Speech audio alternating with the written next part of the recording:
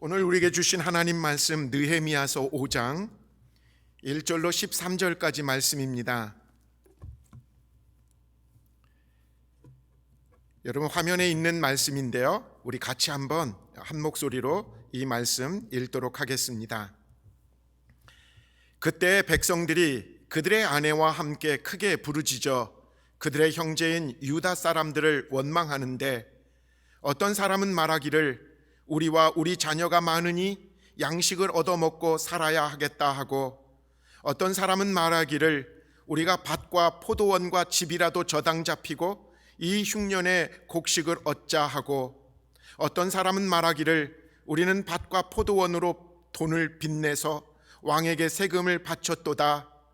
우리 육체도 우리 형제의 육체와 같고 우리 자녀도 그들의 자녀와 같거늘 이제 우리 자녀를 종으로 파는도다.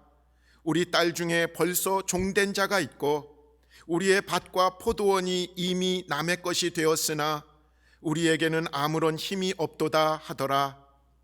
내가 백성의 부르짖음과 이런 말을 듣고 크게 노하였으나 깊이 생각하고 귀족들과 민장들을 꾸짖어 그들에게 이르기를 너희가 각기 형제에게 높은 이자를 취하는도다 하고 대회를 열고 그들을 쳐서 그들에게 이르기를 우리는 이방인의 손에 팔린 우리 형제 유다 사람들을 우리의 힘을 다하여 도로 찾았거늘 너희는 너희 형제를 팔고자 하느냐, 더구나 우리의 손에 팔리게 하겠느냐 하매 그들이 잠잠하여 말이 없기로 내가 또 이르기를 너희의 소행이 좋지 못하도다. 우리의 대적 이방 사람의 비방을 생각하고 우리 하나님을 경외하는 가운데 행할 것이 아니냐. 나와 내 형제와 종자들도 역시 돈과 양식을 백성에게 구워 주었거니와 우리가 그 이자 받기를 그치자. 그런즉 너희는 그들에게 오늘이라도 그들의 밭과 포도원과 감람원과 집이며 너희가 구워준 돈이나 양식이나 새 포도주나 기름의 100분의 1을 돌려보내라 하였더니, 그들이 말하기를 우리가 당신의 말씀대로 행하여 돌려보내고 그들에게서 아무것도 요구하지 아니하리이다 하기로 내가 제사장들을 불러 그들에게 그 말대로 행하겠다고 맹세하여 하고, 내가 옷자락을 털며 이르기를 이 말대로 행하지 아니하는 자는 모두 하나님의 또한 이와 같이 그 집과 산업에서 털어버리실지니 그는 곧 이렇게 털려서 빈손이 될지로다 하매 회중이 다 아멘하고 여호와를 찬송하고 백성들이 그 말한 대로 행하였느니라. 오늘 우리에게 주신 살아계신 하나님의 말씀입니다. 여러분, 사람들에게 먹고 사는 것만큼 중요하고 또 중요한 일이 어디 있겠습니까? 사실 오늘날 우리가 민주주의를 얘기하고 자유와 문화와 예술을 말하는 것도 잘 생각해 보면 먹고 사는 문제가 어느 정도 해결됐기 때문에 가능한 문제가 아니었을까 생각이 듭니다.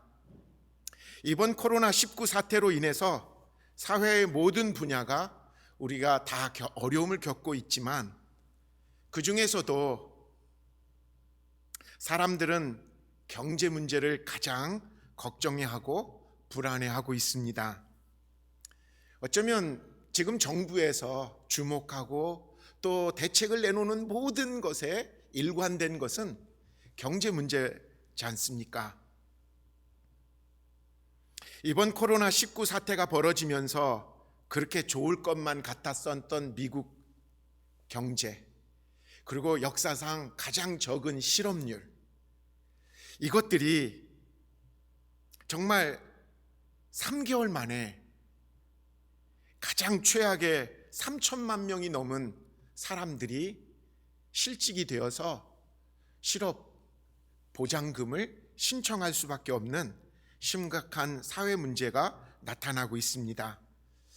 그러다 보니까 그동안 아무리 막말을 하고 함부로 행동했었던 그 트럼프 대통령이 이번 연말에 그냥 무난하게 연임되지 않을까라고 예측이 되었으나 그렇잖아요. 그분이 내뱉는 말들, 행동들을 보면 정말 미국 대통령으로서의 권위를 완전히 땅에 떨어뜨린 그런 모습이고 그런 행동이었는데, 경제를 살린다라는 그런 이미지 때문에 국민들은 그냥 연임에 대해서 너그러웠던 것 같아요.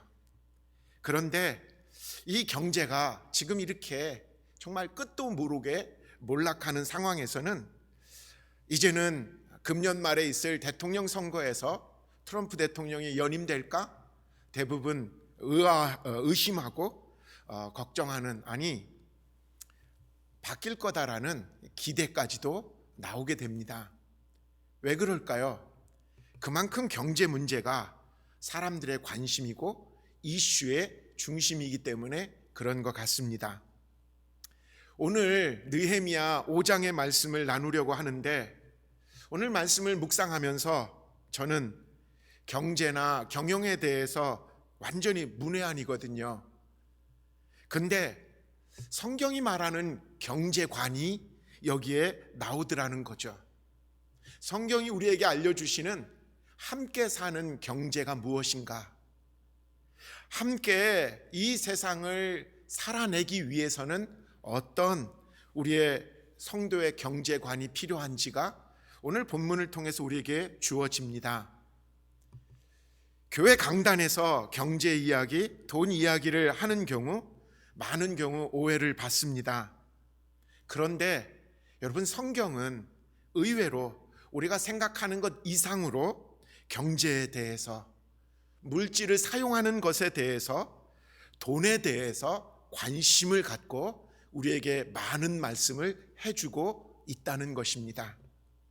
구체적으로 신약 성경은요, 믿음과 구원에 대해서 433구절을 언급하고 있다면, 반면에 돈과 재정관리 그리고 성도의 청지기적 책임에 대해서는 여러분 놀라지 마십시오. 2084구절씩이나 언급하고 있고 또 말씀하고 있다라는 것입니다.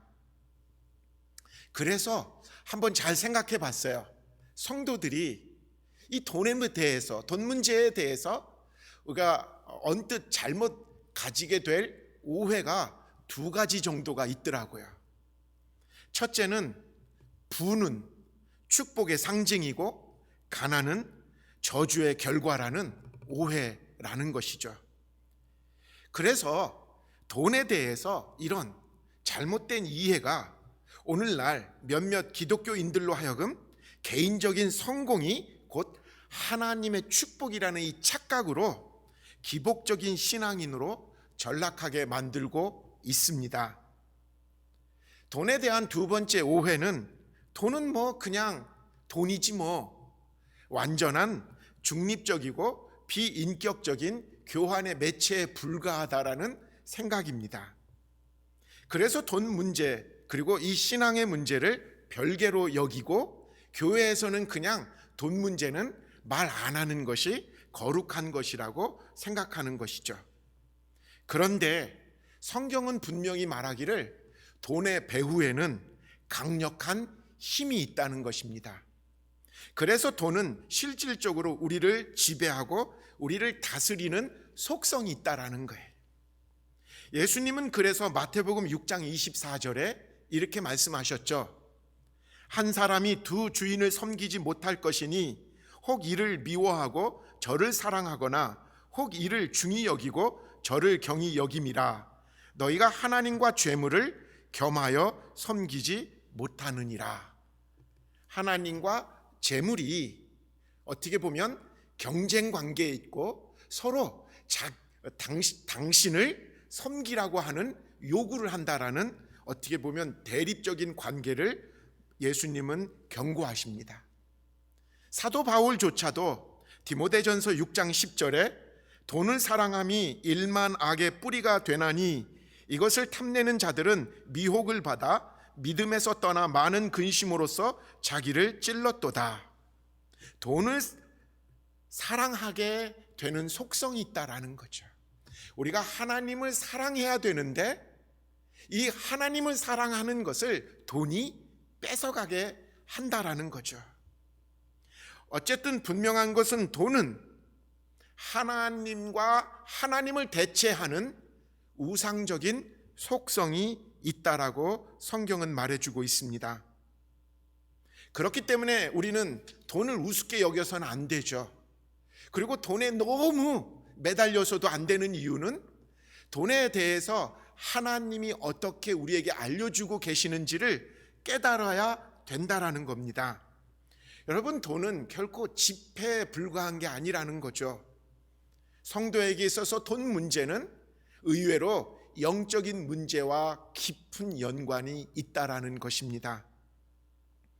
오늘 느헤미야 5장에서는 느헤미야의 주도로 함께 예루살렘 성벽을 재건하던 유대 백성들 사이에서 경제적인 양극화로 말미암아 갈등이 폭발한 이야기가 나옵니다.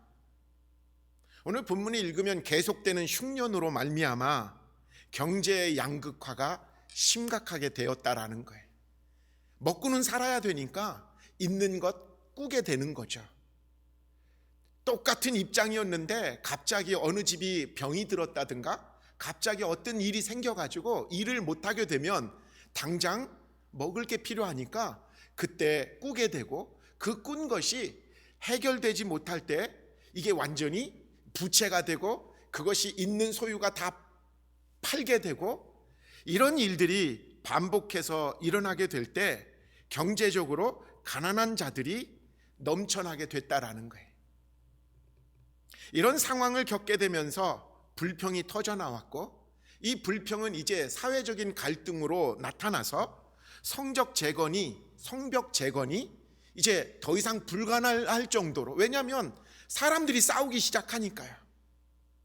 내가 왜 이렇게 가난해졌어? 그 사이에 저 사람들은 너무 또 부자가 됐네? 하면서 갈등이 일어나고 미움이 폭발하게 되었다라는 거죠.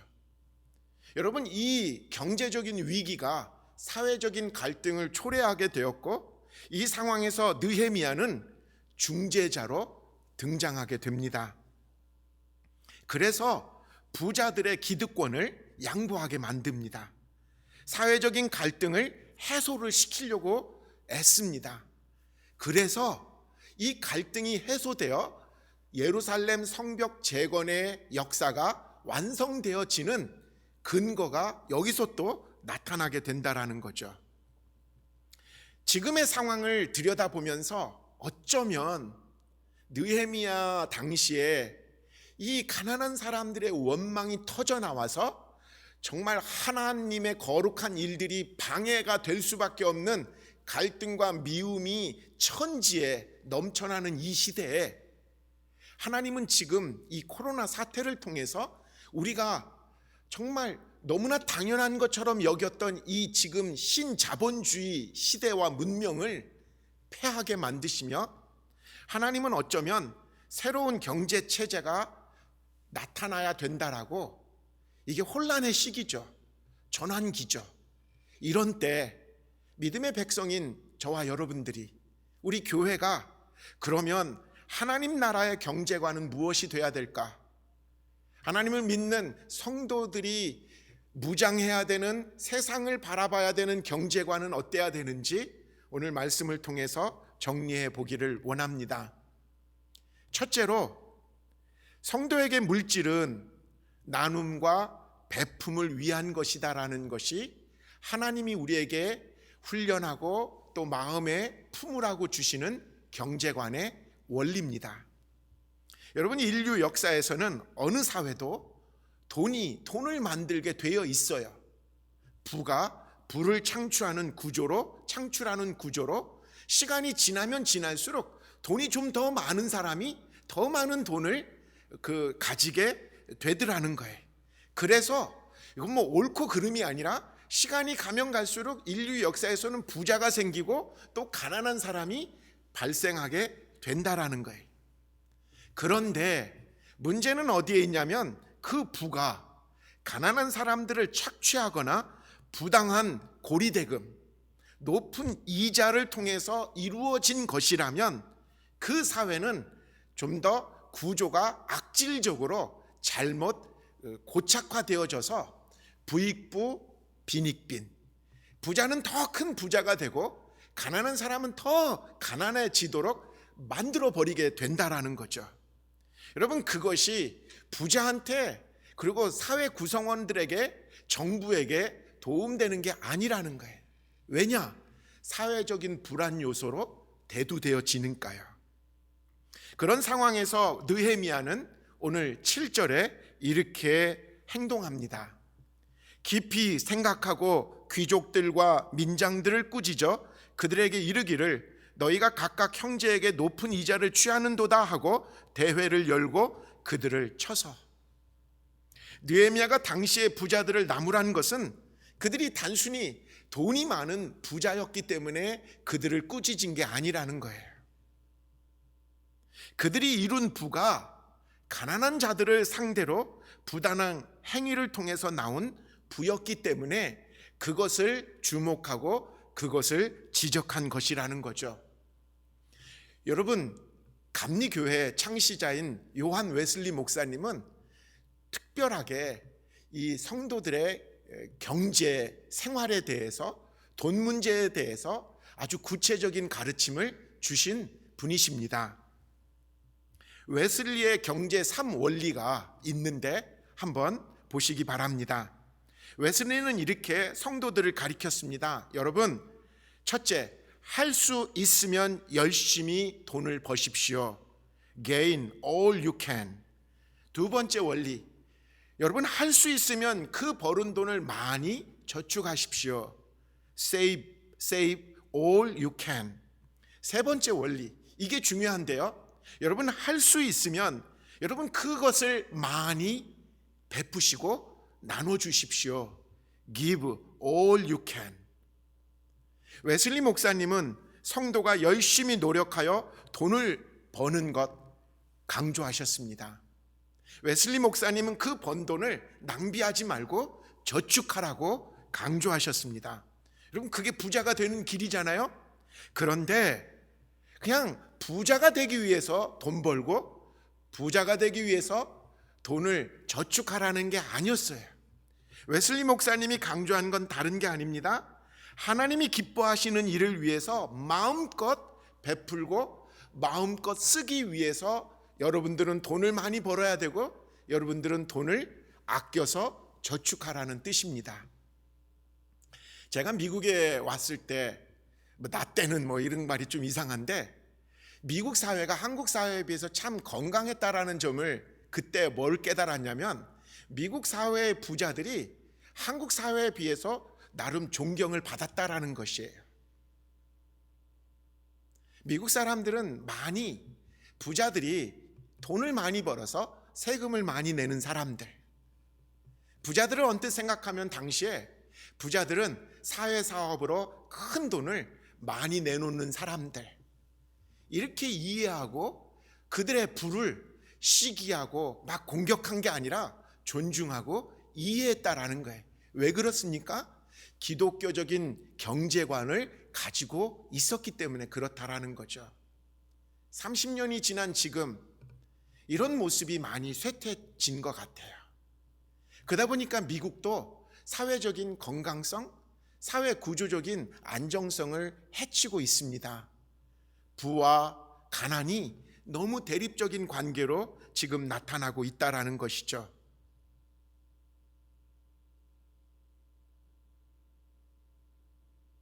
이러한 상황에서 오늘 깨달아야 되는 게 딴 게 아닌 것 같아요. 부자가 누굴까? 정말 기독교적인 관점에서 부자는 사명인 거예요. 아무나 부자 되는 것도 아니잖아요.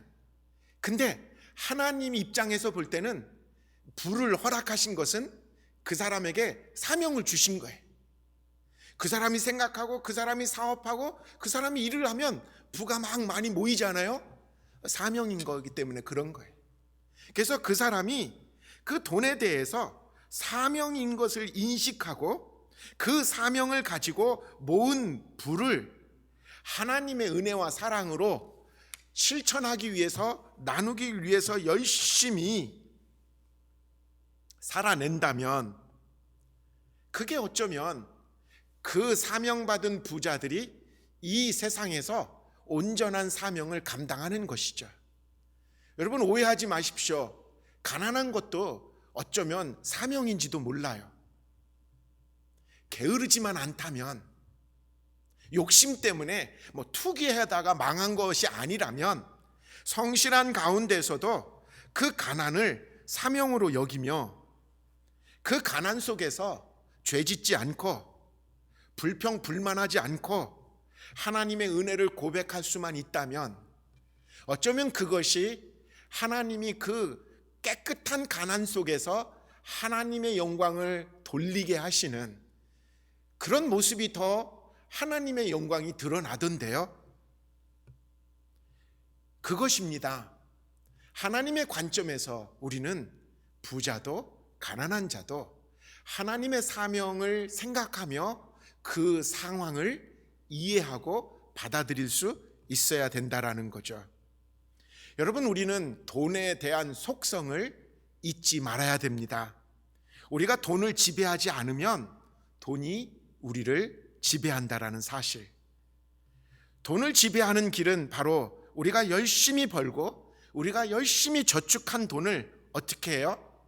너무나 기쁘게 하나님과 그의 나라와 이웃들을 위해서 막 쓰는 거예요. 여러분, 세상이 돈이 우리를 지배하면 절대로 그럴 수가 없어요. 어떻게 생각해요? 내가 어떻게 해서 벌은 돈인데, 내가 어떻게 해서 쓰지도 않고 저금한 돈인데, 이런 마음으로 그 돈에 지배를 당해 오히려 돈을 소유했는데 그 돈이 그 사람을 지배하고 있는 거잖아요. 그런데 그 열심히 벌은 돈, 그 열심히 저축한 것을 하나님 나라 위해서 가난한 이웃들을 위해서 막 열심히 쓰는 거예요. 여러분, 그러면 돈은 그 사람에게 어떠한 지배를 할 수가 없는 거예요. 하나님은 바로 그것을 원하신다는 거죠. 오늘도 저는 말씀을 준비하면서 깨달은 게 있잖아요. 그래서 오늘 헌금을 이렇게 마련하면서 그런 기도가 막 나오는 거예요. 하나님, 내가 이렇게 체크를 쓰면서 내가 가지고 있는 소유에 억압당하지 않고 눌리지 않고 하나님 나라를 위해서 또 이것이 꼭 필요한 사람들과 나누길 위해서 쓰여지길 원합니다. 어쩌면 여러분, 이것이 11조의 원리고 이것이 바로 하나님 앞에서 교회가 헌금을 성도들이 드리는 가장 중요한 이유고 또 정신인 줄 믿습니다. 잊지 마십시오. 헌금은 돈 놓고 돈 먹기가 아닙니다. 헌금은 나누고 베풀기 위한 우리들의 신앙의 결단인 것이죠. 마지막으로 두 번째로, 성도가 나누는 것은 강제로가 아니라 이해와 양보를 통해서 자발적으로 이루어져야 된다라는 것이죠. 가난한 자의 불평으로 인해서 당시 예루살렘 성벽을 재건하는 일이 중단될 지경에 이르렀습니다. 이제 다 엉망된 거예요. 사람들 마음 다 갈라졌고, 그래, 이거 누구 위해서 성벽 짓는 거야? 우리 지금 재산 다 없어졌고 우리들 자녀들 결국은 종이 됐는데 이거 성벽 있으나 마나한 사회가 되는 거 아니야? 이런 심각한 상황에 이르렀을 때 느헤미야는 문제의식을 느꼈겠죠? 근데 느헤미야의 해결 방법에 우리는 주목해야 됩니다. 느헤미야는 문제의 해결을 부자들의 돈을 몰수하거나 그리고 몰수한 돈을 가난한 사람들에게 평등하게 나눠주겠다라는 정치적 행위로 이 문제를 풀지 않았습니다. 그렇게 하면 가난한 사람들한테 인기를 막 얻을 수는 있겠지만 여러분, 그게 바로 역사에서 가장 실패한 공산주의의 우가 아닙니까? 느헤미야는 오늘 본문 8절에 보니까요, 그들에게 이르기를 우리는 이방인의 손에 팔린 우리 형제 유대 사람들을 우리의 힘을 다하여 도로 찾았거늘 너희는 너희 형제를 팔고자 하느냐? 더구나 우리의 손에 팔리게 하겠느냐 하매 그들이 잠잠하여 말이 없기로. 느헤미야가 접근한 것은 다른 게 아니에요. 우리가 같은 민족 아니냐, 우리가 같은 형제들 아니냐, 우리가 하나님을 섬기는 하나님의 백성들이 아니냐. 한마디로 민족의 이름으로, 신앙의 양심으로 부자들을 설득했다라는 것이죠. 공동체 모두가 이해하는 가운데 자발적인 나눔을 통해서 부의 재분배가 이루어졌다라는 것입니다. 저와 여러분들은 어쩔 수 없는 한계를 가지고 있는 한국 기독교인들입니다. 한국 역사에서 6.25 한국 전쟁 때문에 우리 기독교인들은 그때 공산주의에 의해서 엄청난 탄압과 또 핍박을 더 받았습니다. 그래서 우리는 어쩔 수 없이 기독교 하면 반공주의자 이렇게 생각하는 바람에 기독교인들은 무조건 자본주의를 해야 되고, 기독교인들은 무조건 사회주의는 안 된다라는 이런 선입견이 우리에게 있는지 모릅니다. 그러나 하나님의 경제관은 공산주의도 아니고 사회주의도 아니고 자본주의도 아니라는 거예요. 제가 성경을 읽으면서 제가 그냥 만든 주의인데 한번 나중에 경제학자들한테 한번 물어봐야 될 것 같아요. 이게 가능한 단어인가? 식구주의 경제관. 식구. 그러니까 한 식구라는 개념이 뭐냐면 밥을 같이 먹는 사람들의 숫자. 이게 식구수예요. 그러니까 먹는 사람들 숫자대로 음식이 필요한 거잖아요. 그것을 하나님이 주목하고 계신다라는 거죠. 예수님께서 하나님 나라의 비유를 들으면서 이런 비유를 드신 적이 있죠. 아침 일찍 와서 하루 종일 일한 일꾼 품삯과 저녁 그냥 다 끝나고 1시간만 와가지고 일한 일꾼의 품삯을 하나님을 상징하는 주인은 똑같이 한 데나리온을 개선해서 주었다라는 거예요. 여러분, 이거는 어떻게 보면 공산주의를 얘기하는 게 아니라 식구주의.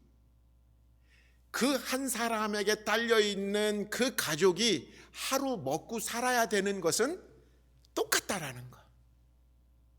어떻게 보면 그게 그 사람의 가정이 오늘 하루 굶지 않고 살아가기 위해서 필요한 1데나리온은 식구라면 다 필요하다라는, 하나님은 그것에 관심이 있고 부자나 가난한 사람이나 그것만큼은 하나님은 해결해 주시기를 원한다라는 거죠.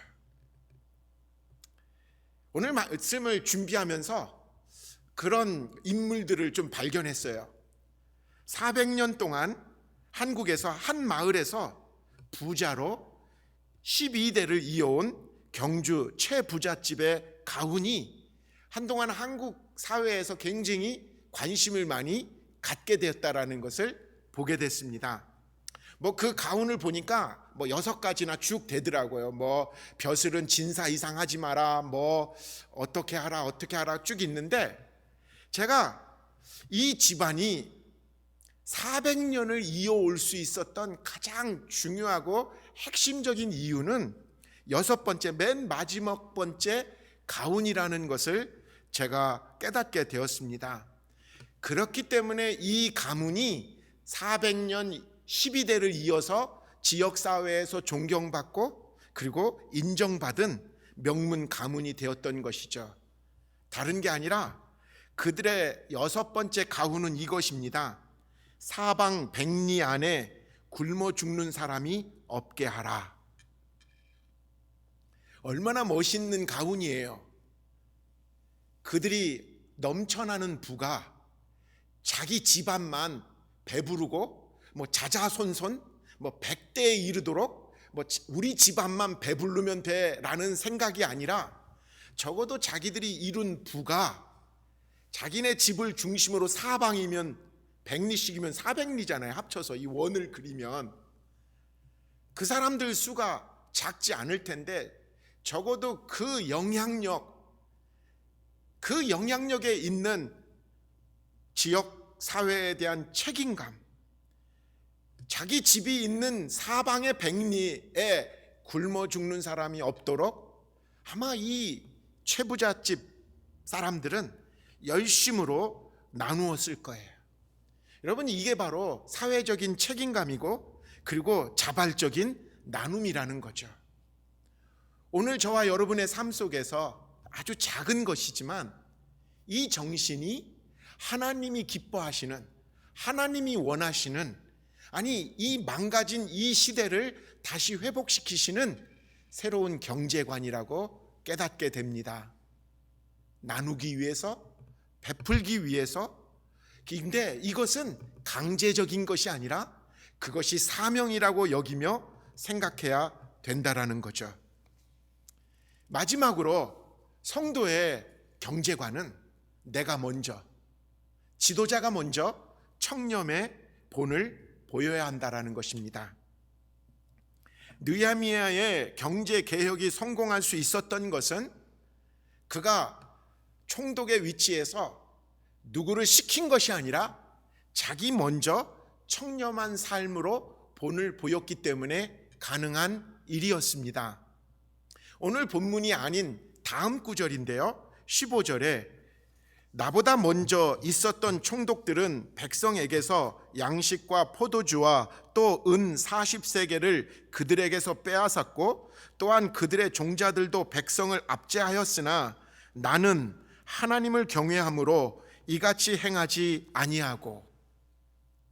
느헤미야는 당시 가난한 백성들의 절박한 상황을 보면서 총독으로서 마땅히 누려야 될 물질적인 풍요와 안락함을 내려놓았다라는 거예요. 여러분, 그의 청렴한 삶의 이유는 그가 돈 쓰기를 싫어하는 원래 그런 구두쇠이기 때문에 그는 어차피 그냥 그렇게 쪼잔한 청렴한 성격이었기 때문에 그게 아니었다라고 했어요. 그의 인생의 목적이 육체적인 쾌락에 있지 않고 하나님이 자신에게 주신 사명, 예루살렘 성벽을 재건하는 것에 그의 인생의 목적이 있었음을, 그것이 사명인 것을 느헤미야는 알았기 때문에 그렇게 살았던 것입니다. 성벽 재건의 사명을 감당하기 위해서 그가 통치하는 그 시대의 가난한 유대인들의 그 원망과 불평과 억울한 사정에 눈을 감을 수가 없었던 거예요. 그들의 마음을 어루만지며 갈라진 사회를 끌어안을 수 있기 위해서는 자기 먼저 본을 보여야 되겠다라는 결단 때문에 그랬다라는 것이죠. 그래서 느헤미야도 사람인데, 느헤미야도 총독 정도 됐으면 구분되어서 삶을 사는 것이 당연한 것이라고 여길 수도 있는데, 느헤미야는 분명히 말합니다. 이전의 총독들과 나는 달리 살았다. 그 이유는 하나님을 경외하는 마음 때문에, 그리고 하나님이 자신에게 주신 성벽을 재건하라는 사명을 감당한 것이 중요한 일이기 때문에, 그리고 그 일을 감당하기 위해서는 지금 절망하고 지금 마음이 갈라진 이 가난한 사람들을, 이 억울함을 풀어주지 않고서는 안 되기 때문이라는 것을 느헤미야는 말하고 있습니다. 이 땅에서 하나님 나라의 뜻과 영광을 위해서 자기가 가지고 있는 것을 스스로 포기하고 내려놓고 가난한 자 될 수 있는 느헤미야, 저는 이게 최고의 영성이라고 깨닫게 되었습니다. 느헤미야가 하나님을 사랑하고 하나님을 섬기며 스스로 청빈하게 되고자 했었던 것이 개인에게는 어쩌면 하나님이 참 기뻐 받으시는 참 귀한 삶을 살았다라고 우리는 평가할 수 있지만, 더 큰 사회적인 관점에서 보면 그것이 능력이 됐다라는 거예요. 세상을 변화시키는 능력이 바로 여기에 있다라는 거예요. 믿음의 사람들이 먼저 스스로 청렴하기로 결단한다면, 내 삶의 목적이 돈 벌어서 부자 되어서 호의호식하는 것이 내 삶의 목적이 아니라 우주 만물의 주인 되신 하나님께서 당신의 그 귀한 일을 내게 맡겨주셨는데 그 사명을 내가 이 땅에서 감당한다라는 거, 그 일을 위해서 내가 스스로 가난해질 수 있는 것을 택한다라는 거, 여러분, 이것이 세상을 변화시킬 수 있는 능력이었고 그리고 힘의 근원이었다라는 사실입니다. 오늘은 그동안 강단에서 쉽게 언급하지 않은 돈 문제에 대해서 말씀을 드렸습니다. 저는 계속해서 좀 걱정하고 또 우려하는 마음으로 기도하며 오늘 말씀을 준비했습니다. 한 명도 그냥 오늘 전한 말씀으로 상처받지 않기를, 오해하지 않기를. 여러분, 다른 것은 다 잊어버리셔도 꼭 하나 잊지 말아야 되는 것이 있습니다. 돈 문제는 결코 경제 문제만으로 끝나지 않는다라는 것. 성도에게 있어서 돈 문제는 신앙생활에서 영적인 가장 중요한 핵심에 속한다라는 것. 그렇기에 여러분, 앞으로 재정 문제, 돈 문제 앞에서 더 많은 기도 하시라는 것. 그리고 오늘 세상을 바꿀 수 있는 힘은 하나님께서 성도들에게 이 세상을 변화시키라고 말씀하신 그 사명 안에는 오늘 느헤미야가 어떻게 정말 이 경제 문제를 해결했는지를 우리가 알아야 된다라는 거죠. 나눔과 베품을 위한 물질, 어거지가 아니라 스스로 자발, 사명에 의해서 서로 양보하고 내놓을 수 있는 그런 마음, 그리고 그것을 내가 사명으로 여기며 본을 보일 수 있는 그 자세. 오늘은 우리 이 미네소타에 오르면 영적으로 참 자랑스러운 목사님, 존 파이퍼 목사님이 이 돈에 대해서 글을 하나 쓰셨는데 그 글을 읽고 말씀을 마치려고 합니다. 만약 당신이 하나님의 임재를 돈의 임재보다 더 만끽할 수 있다면 그분의 임재의 약속을 통해 자유로워질 것입니다. 돈의 임재가 주는 만족으로부터의 해방은 하나님의 임재가 주는 더 큰 만족으로부터 옵니다.